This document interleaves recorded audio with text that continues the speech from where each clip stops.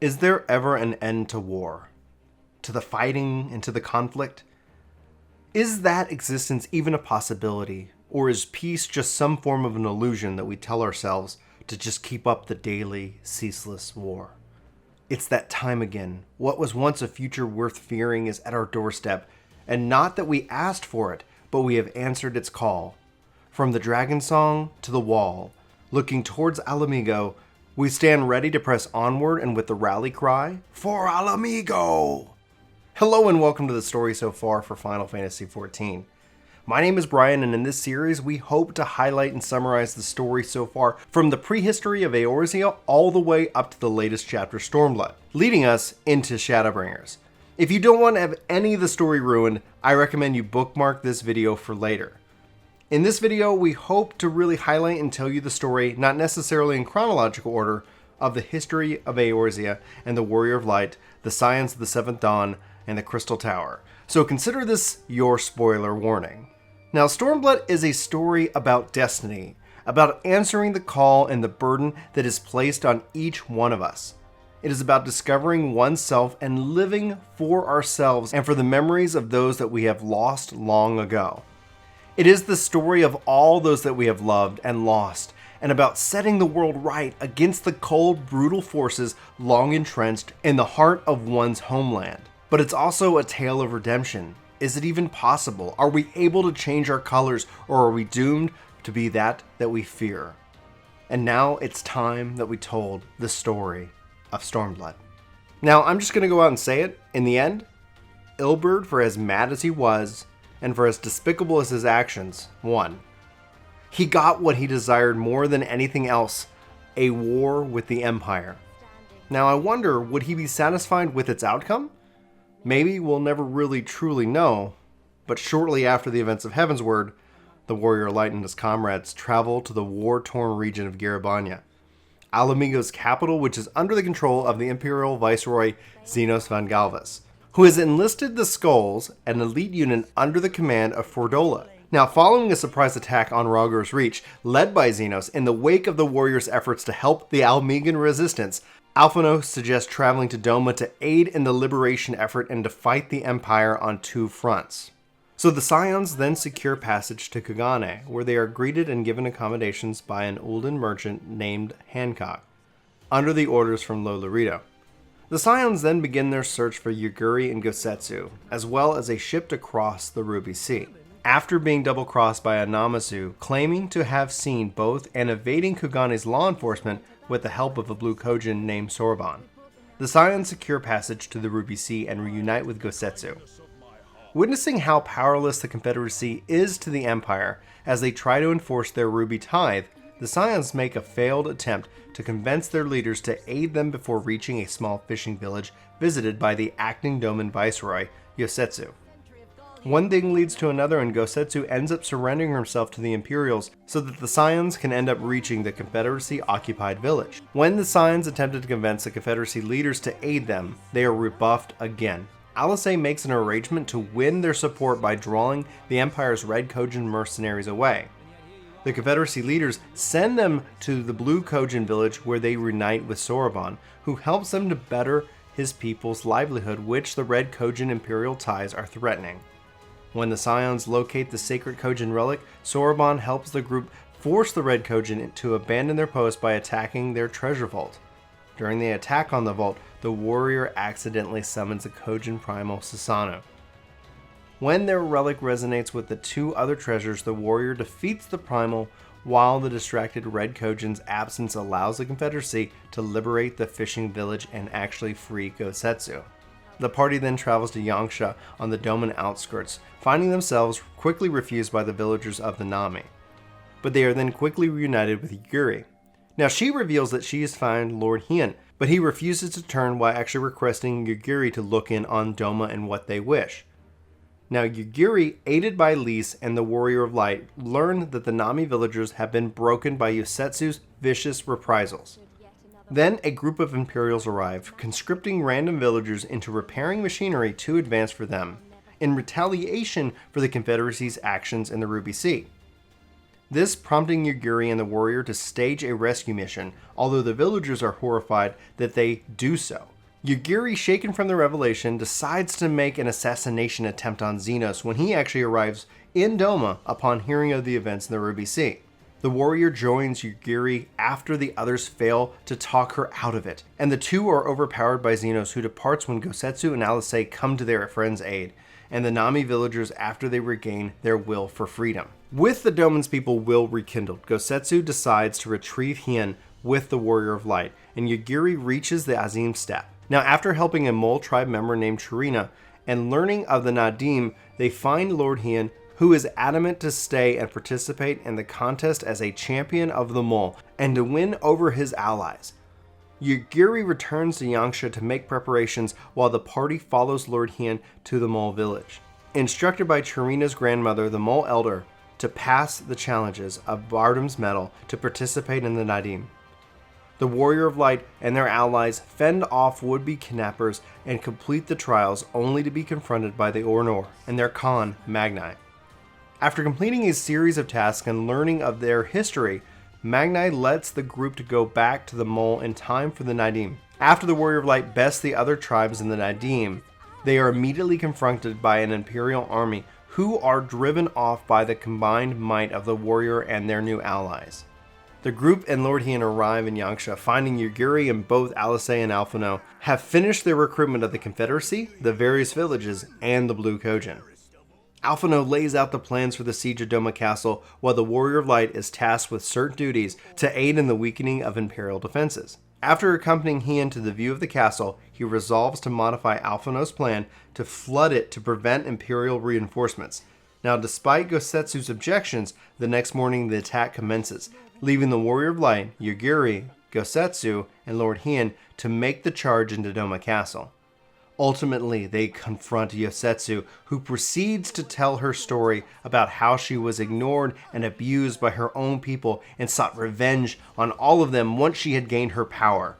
They realized that Yosetsu was stalling so that the castle would collapse on them as well, and Gosetsu sacrifices himself to allow the warrior and their allies to escape. Following Doma's liberation, Lord Hien pledges his support to the Ala Mhigo resistance once he establishes an interim government. The Scions, victorious, return to Eorzea, learning from the Admiral that Kryl has been captured in an ambush while transporting wounded from Ragor's Reach. Having heard of their efforts in Doma, Raban decides to capture Castum Belladonna. While Conrad secretly confides in the Warrior of Light his intention to pass leadership to Lys when the time is right. Alliance and resistant forces begin their operation and are unfortunately confronted by Ferdola, who is once again bested by the Warrior of Light. Meanwhile, the castrum is captured by the resistance. Now making their way to Minago village at the Peering Stones, they are approached by an Anata of the Vera tribe, who tells the Scions that Ferdola accidentally killed the daughter of the Broodmother.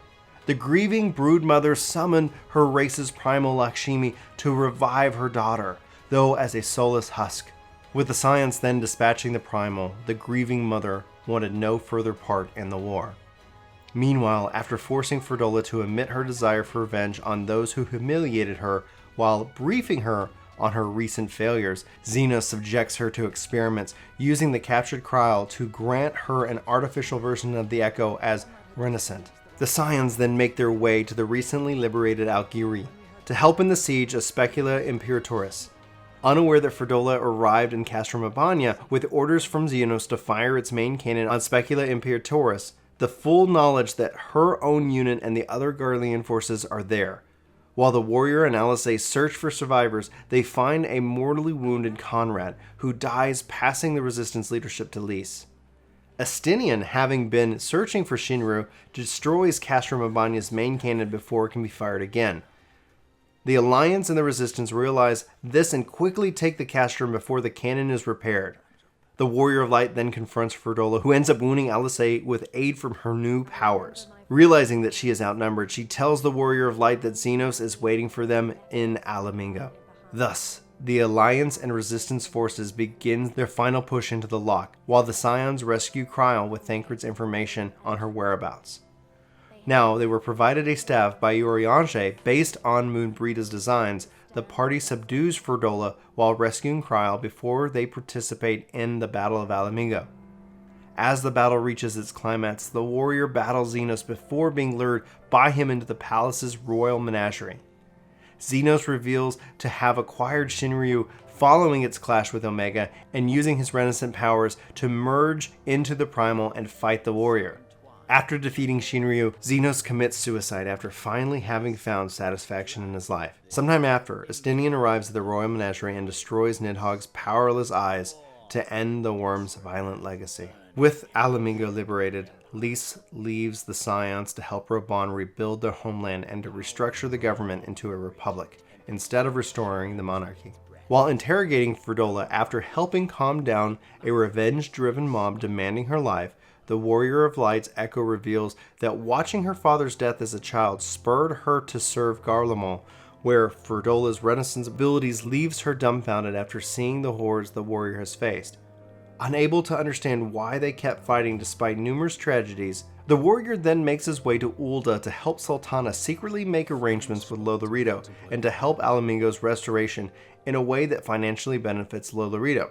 The Warrior of Light then also learns of Raubahnn's intention of returning to Nanamo's side once the restoration is complete. During a meeting among representatives of Girabane, residents race all over the new government, and the Anata broodmother summons Lakshmi again, with Raubahn striking her down before her forces attack. In a risky gambit, Lys releases Ferdola from her cell to help the warrior and Arnival defeat the Primal while she and Raubahn handle the Anata. Ferdola returns to her cell after her Renascent powers forces her to see the pain she caused in others. Ragnarfrid thanking her for saving them despite not being able to forgive her. Soon after an agreement to model the new government after Ishgard's House of Commons is reached, a meeting with Nanamo convinces Raubahn to have Pippin take over his duties in Ul'dah so that Raubahn can remain in Ala Mhigo without any regret. The Warrior of Light is then summoned back to Kugane by Hancock alongside Yugiri and learns that the Garlean soldiers are searching for two travelers matching the description of a Gosetsu and Yosetsu. The party then finds Gosetsu protecting Yosetsu when the Confederacy is attacked by Garlean soldiers. Gosetsu revealing that he and Yosetsu survived the fall from Doma Castle and ended up on a desert island after being swept by the Run River's current to the sea. Now, while Yosetsu survived being stabbed by Hien, the trauma from the collapsing castle caused her amnesia, with Gosetsu deciding not to kill her, and he calls her Soyu. For her safety, once they return to the mainland, Gosetsu is welcomed back by Hien while he decides to keep Yosetsu in the custody for her safety and from those seeking revenge. The party then learns of Yosetsu's tragic history from Jufa, when he refuses to look out after her for fear and guilt for the role he played when her own father sold her to servicemen.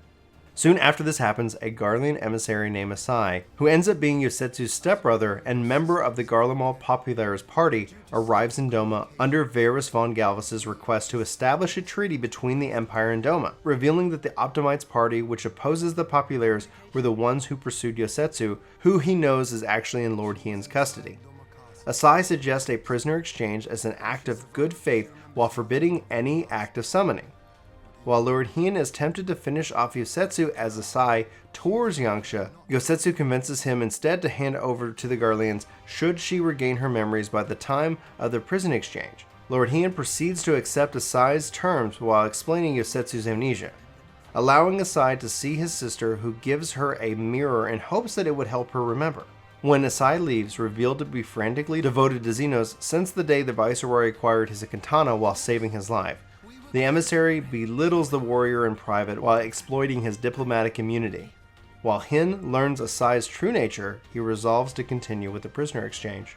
But this all turns out to be a ploy. While Asai orchestrates, Yosetsu's memory gradually returns to her. Now this is only made worse when she wanders into the village of Nami. Now Lord Hien and Gosetsu try to ease the villagers and encourage them to tolerate her while promising them no more surprise visits. Asai succeeds in causing Yosetsu's memories to return when he introduces their foster parents. Yosetsu later murders her childhood tormentors after she secretly flees to contemplate suicide. She then makes her presence known during the prisoner exchange using the very Kojin mirror that she had been gifted by Asai. Alongside the crystals, she ends up transferring herself into the primal Tsukuyomi, whom the Warrior of Light ends up defeating. The whole event is revealed to have been planned by Asai to discredit Doma under orders of a still-living Xenos, gloating of his victory before being actually killed by Yosetsu, using the last of her power as she dies peacefully. When the Warrior of Light reveals Xenos' apparent survival, Gosetsu ends up leaving to spend his remaining days as a wandering monk. Alphino then travels to the Imperial capital as a Doman representative to investigate a possible Ascian infiltration within the Empire, and with surprise help from the Empire's aide Maxima, who ends up honoring the prisoner exchange. But the emissary ship is unfortunately attacked by elite Garlean soldiers while en route through the aetherless wasteland known as the Burn. A surprise guest, Thancred, arrives in Doma with news that Yosetsu's summoning has caused a backlash in Garlemald as Xenos is touring the provinces to keep them from following Ala Mhigo and Doma's example. The Scions conclude that the prince's corpse is being used by an Ascian after finding his unmarked grave empty.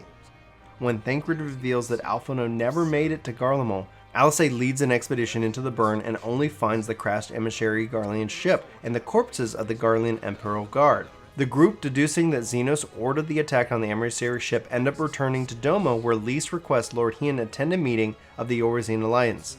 But Hien requests time to prepare for a potential Garlean invasion by forming his own alliance with the nearby city-states Dalmasca and the various Alra tribes.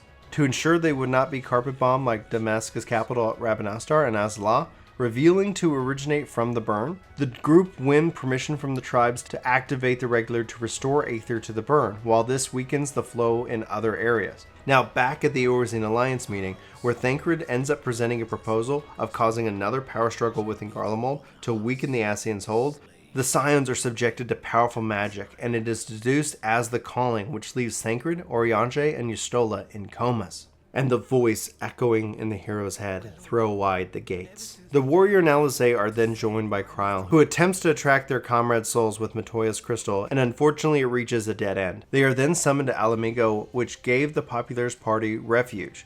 The Warrior of Light and Alizé learn from Maxima that he and Alphino were saved from Xenos' assassins by the Garlean man named Shadowhunter, with whom Alphino had left. Maxima revealed that the Garlemald's forces are gathering to invade Ala Mhigo, and Raban proceeds to ready a parley while the Scions relay news to Lord Hien, who, while attending the barrier generator activation, sees Garlemald airship arriving with the Shadowhunter emerging with a comatose Alphino. The Shadowhunter reveals himself as Gaius Van Balsar, having survived the Praetorium's destruction and since dedicating himself to hunt and kill Ascians for manipulating him and his men. He proceeds to reveal the Ascians' leadership to consist of the destroyed La Habrea, Elidibus, who possesses Xenos' corpse, and a mysterious Emmett Cell. Gaius explains that he and Alphino learned of an experimental poison gas named the Black Rose and destroyed the plant that was manufacturing it. Learning that Elidibus commissioned the Black Rose and that the facility was also using Algian technology to clone the Empire's founder, leader, Solus Van Galvus. The party returns to Ala Mhigo, and the warrior and Alizé accompany the Orezine Alliance leaders to parley with the Emperor Varus. Despite a rough start as he questions their ideals, Varus' goal is the reunification of the Source and the restoration of the original race from which all denizens of the 13 worlds are derived. Alliance leaders are further in shock when Varus reveals that Solus Van Galvus is an Ascian and that his kin created the Garlean Empire. He then discusses further as the Emperor sees the reunification as their only chance to stop the Ascians together.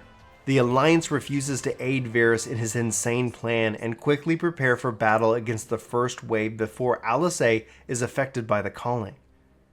During a brief reprieve, the warrior returns to the Rising Stones in Mortona, where they inform Maxima and Cid of Gaius' survival and the true origins of Garlemald. The warrior is then summoned to Ala Mhigo by Raban, who reveals that Varus returned to Garlemald before that they could learn that the Garlean army were stalling for Elidibus to lead the next wave of attack. The warrior reaches Elidibus after he single-handedly defeated Lord Hien, Lys, and Yuguri, but with only his faceplate damaged. The warrior then defeats the Ascian in battle, but Elidibus rises again and then exploits the warrior's soul being called to land a final death blow. The warrior finds himself in an otherworldly plane where they are greeted with an enigmatic figure responsible for the Calling. Needing their help, the figure instructs the warrior light to find the beacon at the base of the crystal tower to reach the first reflection of Hydaelyn and to save it from the flood of light. The warrior awakens in Ishgard and learns from Emmerich that Estinian rescued him from Melitibus, whose departure caused the battle to reach a stalemate, and that Garlemald is suffering unrest due to the spreading rumors of Xenos possession. The warrior returns to the Rising Stone as they, Tataru, and their allies commence searching for the beacon, and with the hope that the signs are with an enigmatic figure. As Varys learns that the production of the Black Rose is about to commence, the real Xenos arrives too late in Ala Mhigo, after having possessed a resistance shoulder while intending to reclaim what was rightfully his. It's with that we're about to take our first steps into the world of the First.